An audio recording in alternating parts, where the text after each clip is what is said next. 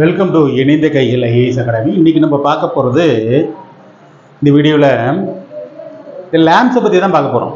சரி, லேம்ப்ஸ்னால் என்ன, அது என்னென்ன வகைப்படும், அது எங்கெங்கெல்லாம் பயன்படுது அப்படிங்கிற பற்றி தான் பார்க்க போகிறோம். சரிங்களா? ஜென்ரலாக லேம்ப்ஸ்.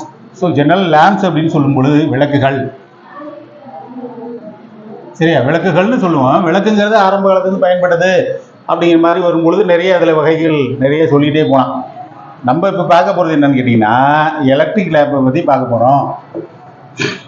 மின் விளக்குகள். சரிங்களா? மின் விளக்குகளை பற்றி தான் பார்க்க போகிறோம்.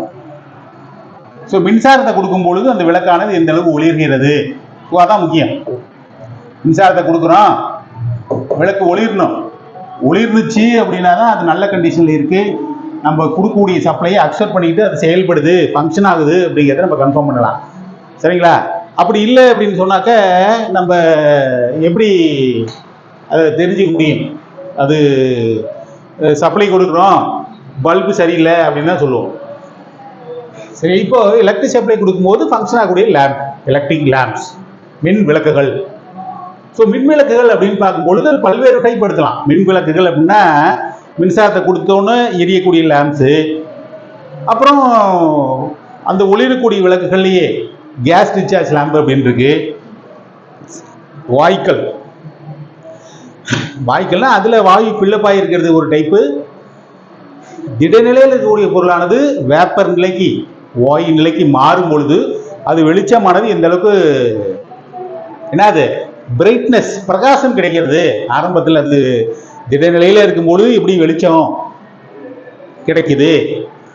அப்புறம் அது வேப்பர் ஸ்டேஜுக்கு, திரவ நிலைன்னு சொல்லக்கூடாதுங்க, ஆவி நிலை அடையும் பொழுது, சரியா, அது வெளிச்சமானது எவ்வளோ பிரகாசமாக இருக்குது அந்த இடத்துல. ரைட். அதுக்கு என்ன ப்ரொவிஷன்ஸ் வச்சுருக்காங்க? நீங்கள் வந்து சாதாரணமாக இருக்கக்கூடிய லேம்புக்கு அது வித்தியாசம் இருக்குது. உள்ளே வந்து அதில் சோக்கு இருக்கும், கெப்பாசிட்டி இருக்கும், வோல்டேஜ் பூஸ்ட் பண்ணி கொடுக்கணும், பவர் பேட்டரி இம்ப்ரூவ் பண்ணி கொடுக்கணும், அது போன்ற விஷயங்கள்லாம் இருக்குது. சரிங்களா? ரைட். இப்போ நம்ம ஒரு இதில் ஒரு 2 டைப் மட்டும், அதில் ஒரு 2 டைப் மட்டும் பார்த்துருவோம். கரெக்டுங்களா? இருக்கக்கூடிய டயத்தில் நம்ம ஷார்ட்டாக முடிக்கணும்னா குயிக்காக நம்ம வந்து அதை உங்களுக்கு இந்த மெயின் கண்டனை மட்டும் சொல்லி முடிக்கணும். இதான் விஷயம். ரைட்டுங்களா? ரைட். இப்போ ஆர்க் லேம்பு, இந்த எலக்ட்ரிக் லேம்பில் ஆர்க் லேம்பு அப்படின்னு பேர். இந்த ஆர்க் லேம்பு அப்படின்னா இதில் பார்த்தீங்கன்னு வச்சுங்களேன், என்ன எப்படி இருக்குன்னா, ஆனோடு கேத்தோடு எப்படி இருக்கும், 2 எண்டுக்கும் இடையில, 2 முனைகளுக்கு இடையில சரியான அளவில் அந்த இடைவெளியானது இருந்து கொண்டு இருக்க வேண்டும். இடைவெளி குறையும் பொழுது என்ன ஆகுது அப்படின்னா, அதுல இருந்து ஸ்பார்க், ஆர்க் வந்து இது இருக்கும், ஆர்க் விழுந்துகிட்டே இருக்கு கீழே. அப்போ இடைவெளி அதிகமாகும் போது ஆர்க் கிடைக்காது. அதில் இடைவெளி குறைவதற்கு வாய்ப்பு இல்லை. கரெக்டுங்களா? இடைவெளி அதிகமாக இருக்க வாய்ப்பு இருக்கு. எப்படி வாய்ப்பு இருக்கு அப்படின்னா, அந்த 2 ஆனோடு கேத்தோடு 2 டெர்மினல் இருந்த எலக்ட்ராய்டு இருக்கு இல்லைங்களா, அந்த 2 எலக்ட்ராய்டு ஒரு குறிப்பிட்ட இடத்துல, இப்போ எலக்ட்ராய்டு இது ஆனோடு அப்படின்னு எடுத்துக்கோம், இது கேத்தோடு அப்படின்னு எடுத்துக்கோம். சரிங்களா? இது ஆனோடு, இது கேத்தோடு. இந்த 2 முனைகள் இருக்கு இல்லையா, இந்த குறிப்பிட்ட இடத்துல இந்த 2 முனைகள் அதுல இருந்து ஸ்பார்க் அப்படியே விழுற மாதிரி டிசைன் பண்ணிருப்பாங்க. இது வரைக்கும் அது எரிஞ்சிட்டு போயிடும். இதுக்கு பிறகு என்ன பண்ணி தெரியுமா, இந்த சினிமா ப்ரொஜெக்ட்ல தான் பயன்படுத்துவாங்க. சினிமா ஆப்ரேட்டர் இருக்கார்ல, அவரு செகண்ட் ஷோ சினிமாவில் தூங்கிட்டாருன்னா அதை மாற்ற முடியாது. சமயத்தில் விசில் அடிச்சு இது பண்ணி அவர் எழுப்பிட்டு அதுக்கப்புறம் மாற்றிட்டு இருப்பார். கரெக்டாக நோட் பண்ணிட்டே இருக்கணும். இந்த அளவுக்கு வந்துச்சு அப்படின்னா உஷாராக இருக்கணும். சரி, தீர போது டக்குன்னு எலக்ட்ரோட மாற்றணும் அப்படின்னு சொல்லிட்டு 2 ப்ரொஜெக்ட் இருக்கும், டக்குன்னு அடுத்ததுக்கு மாற்றிடுவாங்க. நீங்கள் அங்கே போய் ஆனோடு கேத்தோட எலக்ட்ரெல்லாம் மாற்றலாம் டைம் கிடைக்காது. அது வரைக்கும் படம் பார்த்துருக்கூடிய மக்கள்லாம் வெயிட் பண்ண மாட்டாங்க. டக்குன்னு அடுத்த ப்ரொஜெக்டரை வச்சு படத்தை ஓட்டிகிட்டு இருப்பாங்க. அதில் எல்லாம் ரெடியாக செட்டப் இருக்கும். அதில் தீர ஸ்டேஜுக்கு வருதா, டக்குன்னு இதை மாற்றிட்டு இது மாற்றி அதை படம் கண்டினியூவாக, திரைப்படம் வந்து திரையில் தெளிவாக தெரிவதற்கு தகுந்தார் போல் அதை வந்து கண்டினியூவாக ப்ராசஸ் பண்ணணும், ஃபங்க்ஷன் ஆகணும். இதான் விஷயம். இது வந்து ஆர்க் லேம்பு. இது வந்து துருவ விளக்குகள்னு சொல்லுவாங்க இந்த தொல்பொருள் ஆராய்ச்சியில். மெயினாக பயன்படுத்தி சினிமா ப்ரொஜெக்டில். ரைட்டுங்களா? அப்படி ஞாபகம் வச்சுக்கங்க. ரைட். அடுத்து வந்து நம்ம இன்காண்டசன் லேம்பு.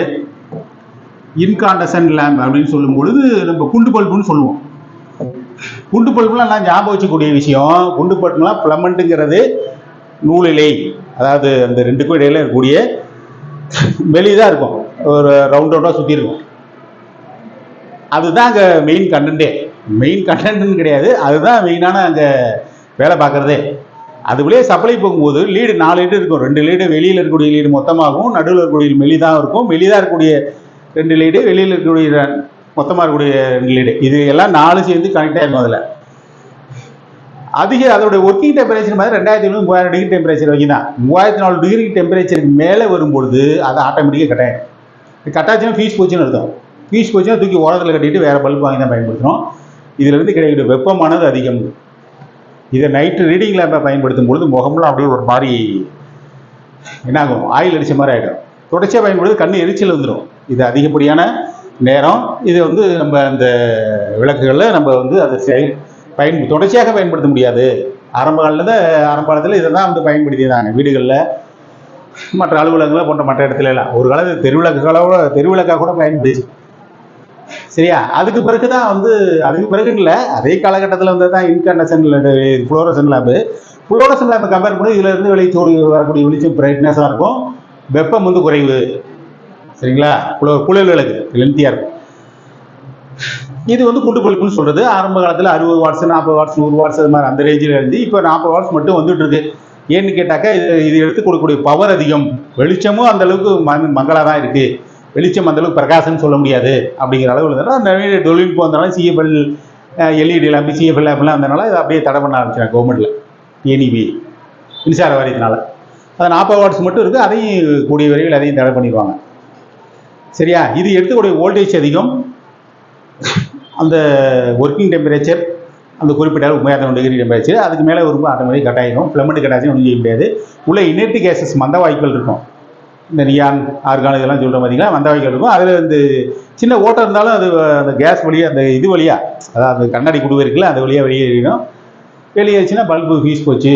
அதாவது ஃபியூஸு ஃபிலமெண்ட்டில் இருந்தாலும் கேஸுக்கு அதில் வந்து வெளியே வந்தாலும் அது வந்து பயன்படுத்த முடியாது. சரிங்களா? இது வந்து இன்காண்டசன் லேம்ப் அப்படின்னு இன்காண்டசன் எழுதிங்க, காண்டசன்.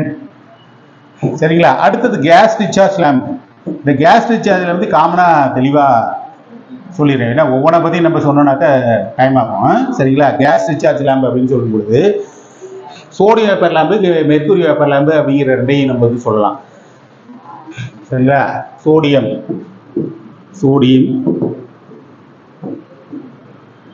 Vapour, mercury vapour.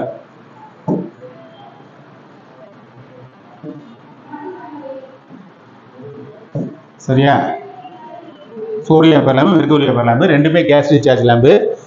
இந்த ரெண்டுலேயே பார்த்தீங்கன்னா அதிகப்படியான வோல்டேஜில் ஃபங்க்ஷன் ஆகக்கூடியது, அதிகப்படியான வெளிச்சம் கிடைக்கும். சோடியம் வேப்பரை விட மெர்க்குரி வேப்பரில் இருந்து வரக்கூடிய வெளிச்சமானது பிரகாசமாக இருக்கும், வெள்ளை கலர் வெளிச்சம் வரும்.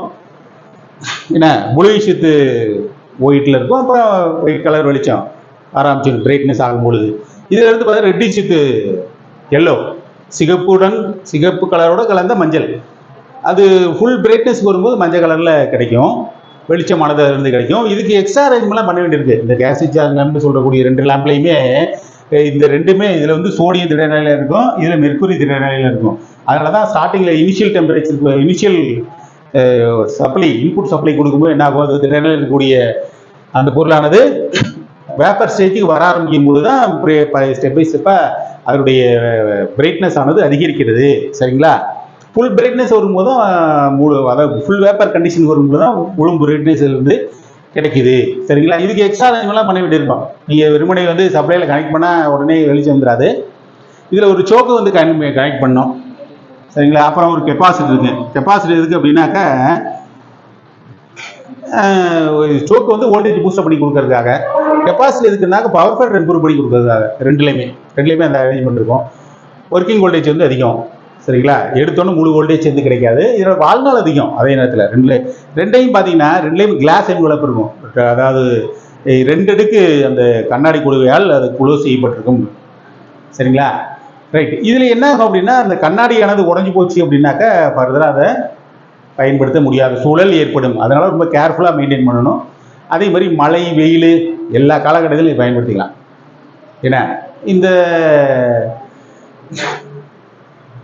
சோடியம் வேப்பர் லேம்புங்கிறது உட்பகுதியில் அமைக்கப்பட்டிருக்கும், வெளியில் இந்த கிளாஸ் என்வலப் இருக்கும். அதை வந்து ரொம்ப ப்ரொடக்டிவாக பயன்படுத்தும். அதாவது ஒரு காலத்தில் தெருவிளக்கெல்லாம் பயன்படுது, சாலை ஓரங்களில் சரியா, இந்த விளக்கெல்லாம் பயன்படுது. அதாவது என்னாச்சு, அதிகப்படியான வோல்டேஜ் எடுத்துக்குது அப்படிங்கிறனால என்ன பண்ணிட்டாங்க, நாளடைவில் அதை வந்து அப்படியே பயன்பாடுகள் நிறுத்தப்பட்டது. டெக்னாலஜி வரும் பொழுது எல்லாமே பழசு வந்து வீட்டுக்கு போயிடுது, புதுசு வந்துடுதுல நடைமுறைக்கு. எல்லா காலகட்டத்தையும் அதானே, புதுசு வர வர பழசுக்கு மவுசு இல்லாமல் போயிடுது. உண்மைதான். புதுசு எப்போ வருது? தொழில்நுட்பம் வளர்ச்சி அடையும் போது வருகிறது. தொழில்நுட்பம் எப்போ வளர்ச்சி அடைகிறது? விஞ்ஞான ரீதியாக வளர்ச்சி அடையும், படிப்படியான வளர்ச்சி, முன்னேற்றத்தை நோக்கி தானே போகணும். இந்தியா முன்னேற்றத்தை நோக்கி போனதான் டெவலப்டு கண்ட்ரி ஆகல, டெவலப்பிங்லேயே இருந்துகிட்டே இருக்க வேண்டியதான். டெவலப்பிங் நோ யூஸ், டெவலப்ட் ஆகணும், அதுக்குரிய முயற்சி எடுக்கணும். இது பல்பில் மட்டும் இருக்கக்கூடாது, பல்வேறு விதத்திலையும் இருக்க வேண்டும்.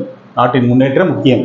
ஏன்னா இந்த பாயிண்ட் இடையில சொல்லுவோம், நம்ம நடந்தது இப்போ லேம்பை பற்றி இருந்தாலும் மெயினான பாயிண்ட். ரைட், சரி. இந்த sodium vapour lamp, mercury vapour lamp எடுத்தது ரெண்டுமே கேஸ் டிஸ்சார்ஜ் லேம்பு அப்படின்னு சொல்லியிருக்கோம். அது திடனில் இருக்கக்கூடியது அந்த பொருளானது. இதில் சோடியம் இருக்கும், அது மெர்க்குரி இருக்கும். வேப்பர் நிலைக்கு வரும்போது தான் முழுவதுமான வெளிச்சமானது கிடைக்கிது. இந்த இதில் வந்து பார்த்தீங்கன்னா, இந்த சோடியம் வேப்பர் லேம்பில் 2 டபுள் லேயர் கிளாஸ் என்வலப் இருக்கும், கண்ணாடி கொடுவையர் 2 அடுக்கு இருக்கும். இதில் வந்து வரக்கூடிய வெளிச்சமானது full voltage brightness, full voltage இல்லை, அது நல்ல முழுமையான பிரகாசம் படிக்கிறதுக்கு வந்து அந்த வேப்பர் ஸ்டேஜுக்கு வரும்போது தான் இருக்கும். இது வந்து இந்த மெர்க்குரி வேப்பர் லேம்ப் அப்படின்னு பார்த்தீங்கன்னா, இது நம்ம குண்டு பல்ப்லேயே கொஞ்சம் பெரிய சைஸ், பெரிய அளவில் இருக்கிற மாதிரி இருக்கும். கீழே தொங்க விட்டுருப்பான், மேலே ஒரு இது மாதிரி தண்ணி ஷேடோ மாதிரி போட்டு அதுலேயே இருக்கும். அந்த அரேஞ்ச்மெண்ட் தொங்க விடக்கூடிய அளவில் இருக்கணும், அல்லது சைடில் ப்ரொஜெக்ட் பண்ணிக்கலாம், அது போன்ற வடிவங்கள் இருக்கும். இதில் தொழிற்சாலையோட உட்பகுதியில் வந்து மெர்க்குரி வேப்பர்லாம் பயன்படுத்துவாங்க. ஒர்க் ஷாப் இருக்கு இல்லைங்களா, ஒர்க் ஷாப்போட உட்பகுதியில் இந்த மெஷின்ஸ் ஆப்ரேட் பண்ணக்கூடிய லேத்து, ஃபவுண்ட்ரி, வெல்டிங்கு இது போன்ற இடங்கள்லாம் வந்து பயன்படுத்துங்க. ஏன்னா இந்த சிஎன்சி மிஷினு இருக்கிறதுல நம்ம அக்யூரேட்டு பிரைட்னஸ் ஆஃப் லைட் வந்து வேணும், கரெக்டுங்களா? அதே மாதிரி பார்த்தீங்கன்னா அந்த சோடியம் வேப்பர்லங்கிறப்ப அந்த பிரைட்னஸ் வந்து அதிகமான பிரைட்னஸ் எது, மெர்க்குரி வேப்பர் லேம்பு. இதில் பிரைட்னஸ் குறைவு, ஒரு மங்கலான வெளிச்சம், மங்கலான வெளிச்சம் சொல்ல முடியாது, மஞ்சள் நிறத்தில் இந்த வெளிச்சமானது இருக்கும். அதை விட கொஞ்சம் பிரகாசம் கம்மி அப்படின்னு கூட சொல்லலாம் இதை. அதனால தொழிற்சாலை வெளிப்பகுதிகளில் இது வந்து பயன்படுகிறது, சரிங்களா? சோடியம் வேப்பர் தொழிற்சாலை வெளிப்பகுதியில் பயன்படுகிறது. மற்றபடி பார்த்தீங்கன்னா இது எடுத்துக்கூடிய ஒர்க்கிங் வோல்டேஜ் அப்படிங்கிறது ரெண்டுலேயுமே அதிகம் தான். ஏன்னா அதில் வந்து சோக்கு இருக்குது, சோக்கு எதுக்காக பயன்படுத்துறதுங்க பற்றி நம்ம சொன்னோம். அதேமாதிரி கெப்பாசிட்டி இருக்குது ரெண்டுலேயுமே, சரிங்களா? அதனால கிடைக்கக்கூடிய வெளிச்சமானது பிரைட்னஸாக இருக்கும். ஓகேவா? ரைட். இப்போ இந்த வீடியோவில் நம்ம வந்து இந்த லேம்ப்ஸை பற்றி பார்த்துருக்கோம். எலக்ட்ரிக் லேம்பில் என்ன டைப்ஸ் இருக்குது, கேஸ் டிஸ்சார்ஜ் லேம்ப்னா என்ன, இன்காண்டன்ஸ் லேம்பு, ஆர்க் லேம்பு அப்படின்னு பார்த்துருக்கோம். Thank you very much. ரைட்டுங்களா?